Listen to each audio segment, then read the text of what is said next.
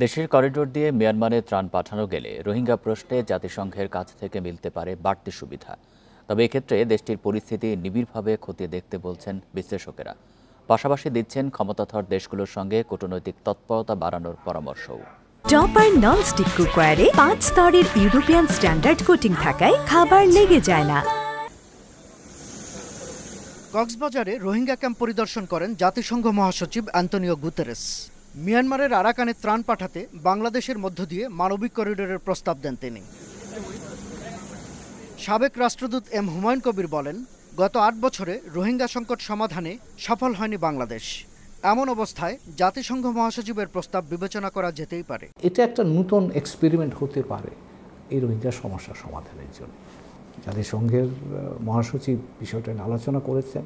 আমার ধারণা এই উদ্যোগে যদি আমরা সহযোগী হতে পারি তাহলে জাতিসংঘের কাছ থেকে এই সমস্যার সমাধানের ক্ষেত্রে হয়তো আমরা আরেকটু বাড়তি সুযোগ বা বাড়তি সুবিধা পাওয়ার একটা সম্ভাবনা আছে, যদি সেটাকে আমরা কূটনৈতিকভাবে ব্যবহার করতে পারি। তবে নিরাপত্তা বিশ্লেষক শাফকাত মুনির বলছেন, করিডোর কেন প্রয়োজন এবং নিরাপত্তা কে দেবে সেসব আগে নিশ্চিত হতে হবে। ভূ রাজনৈতিক দিকগুলো পর্যালোচনা করতে হবে। মিয়ানমারে বর্তমানে যেরকম একটা বিস্ফোরণমুখ পরিস্থিতি, যুদ্ধ পরিস্থিতি, অভ্যন্তরীণ সংঘাত, গৃহযুদ্ধ, যেটাই আমরা বলি না কেন, সেরকম একটি পরিস্থিতিতে একটা হিউম্যানিটেরিয়ান করিডোর বা এই ধরনের যে আলোচনাগুলো এসছে সেটাকে সার্বিকভাবে আমাদেরকে বিবেচনা করতে হবে এবং আমাদের দেখতে হবে এটাতে আমাদের জাতীয় স্বার্থ সম্পূর্ণভাবে রক্ষা হচ্ছে কিনা, এবং দ্বিতীয়ত আমাদের যেটা লক্ষ্য যে আমরা কি এই বলপূর্বক বাস্তুচ্যুত রোহিঙ্গা জনগোষ্ঠীকে তাদের দেশে ফেরত পাঠাতে পারছি কিনা।